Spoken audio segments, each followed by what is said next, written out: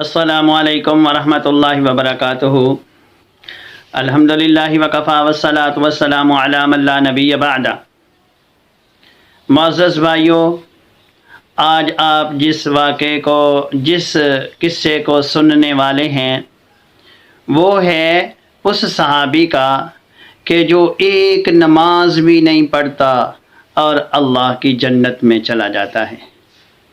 نبی اکرم صلی اللہ علیہ وسلم نے اپنے صحابہ کو لیا اور آپ خیبر کی جنگ کے لیے نکلتے ہیں۔ رسول اکرم صلی اللہ علیہ وسلم نے جب اپنے فوجیوں کے کیمپ جو ہیں ایک نائم قلعے کے پاس لگوائے تو رسول اکرم صلی اللہ علیہ وسلم یہودیوں کے ساتھ، خیبر والوں کے ساتھ جنگ کی تیاری میں مصروف ہیں۔ تو ادھر یہودی بھی اپنی تیاری کر رہے تھے رسول اکرم صلی اللہ علیہ وسلم کے خلاف لڑنے کے لیے۔ تو کیا ہوتا ہے کہ یہودیوں کے اندر سے ہی ایک بندہ پوچھتا ہے ان یہودیوں خیبر والوں کو کہ کس کے خلاف تم جنگ کرنے کے لیے تیاری کر رہے ہو؟ وہ کہتے ہیں ہم اس کے خلاف جنگ کرنے کے لیے تیاری کر رہے ہیں جو اپنے آپ کو نبی کہتا ہے۔ یہ جو حبشی غلام تھا، یہ جو بکریوں کا چرواہا تھا، اس کا نام اسلم تھا۔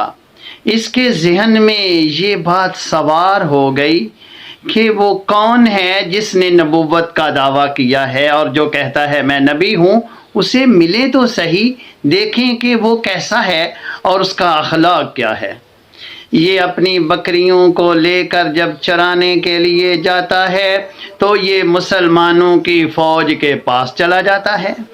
میں قربان جاؤں نبی اکرم صلی اللہ علیہ وسلم کے صحابہ کے اخلاق پر اور رسول اکرم صلی اللہ علیہ وسلم کے اخلاق پر کہ آپ علیہ الصلاۃ والسلام نے اس کی بکریوں کو یا اس غلام کو کچھ نہیں کہا۔ وہ آ کے کہتا ہے کہ میں اس نبی کو ملنا چاہتا ہوں جس نے نبوت کا دعویٰ کیا ہے۔ نبی اکرم صلی اللہ علیہ وسلم کے صحابہ اس کو رسول اکرم صلی اللہ علیہ وسلم کے کیمپ کے پاس لے کر آتے ہیں اور یہ رسول اللہ سے ملاقات کرتا ہے۔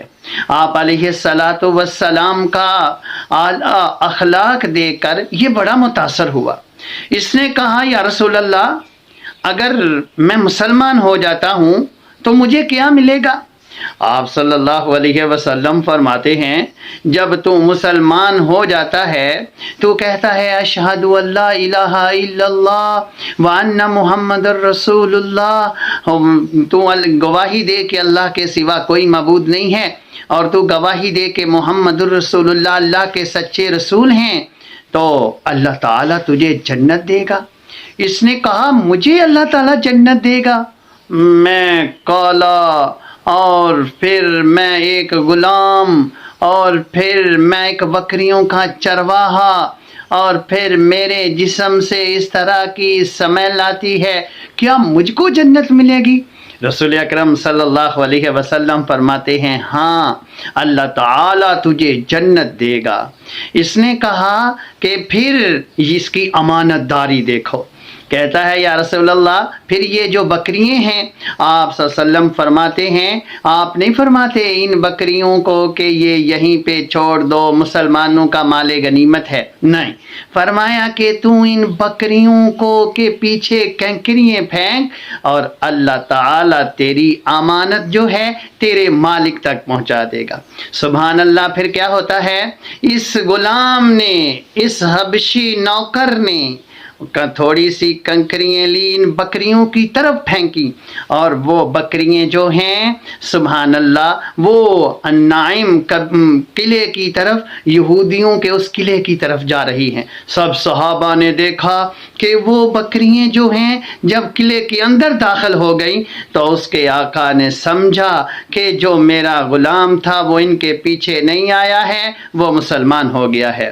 ادھر سیدنا علی رضی اللہ عنہ عنہ جو ہیں اس جنگ کے یعنی آپ صلی اللہ علیہ وسلم نے سپاہ سالار مقرر کیے، ہاتھ ان کے ہاتھ کے اندر جھنڈا دیا، اور حضرت علی رضی اللہ عنہ جو ہیں وہ جنگ کے لیے نکلتے ہیں، اور ان کی قیادت میں یہ حبشی غلام جس کا نام اسلم ہے یہ ان کے ساتھ جنگ کرنے کے لیے نکلتا ہے۔ جب صحابہ اکرام نے خوب جنگ لڑی ان یہودیوں کے خلاف اور اس قلعے کو فتح کیا، نبی اکرم صلی اللہ علیہ وسلم کو بتلایا گیا کہ ایک بندہ ایسا ہے جس کی لاش کو پہچانا نہیں جا رہا۔ پیارے رسول صلی اللہ علیہ وسلم گئے اور جا کر دیکھا، آپ فرماتے ہیں یہ وہ حبشی غلام ہے جس نے ایک بھی یعنی نماز نہیں پڑھی، یہ وہ حبشی غلام ہے جو مسلمان ہوا تھا، اور مجھے دکھایا گیا ہے کہ اللہ تعالی نے اس کو جنت کے محل میں داخل کر دیا ہے۔ اور آپ صلی اللہ علیہ وسلم فرماتے ہیں کہ میں دیکھ رہا ہوں اس کی سر کی طرف اس کی 2 بیوییں اور خوبصورت آنکھوں والی جو جنت کی حوریں ہیں اور جن کو اس کی بیوییں قرار دیا گیا ہے، یعنی پیارے رسول صلی اللہ علیہ وسلم کی پیشین گوئی۔ اور اگر ہم سے کوئی سوال کرتا ہے کہ وہ کون سے صحابی ہیں جنہوں نے ایک نماز بھی نہیں پڑھی اور اللہ کی جنت کے اندر چلے گئے، تو ہم بتا سکتے ہیں ان صحابہ میں سے ایک وہ صحابی بھی ہیں جن کا نام اسلم ہے، اور جو حبشی غلام تھے، جو بکریوں کے چرواہے تھے، اور ایک معمولی سے آدمی اللہ کی جنت کو حاصل کر گئے۔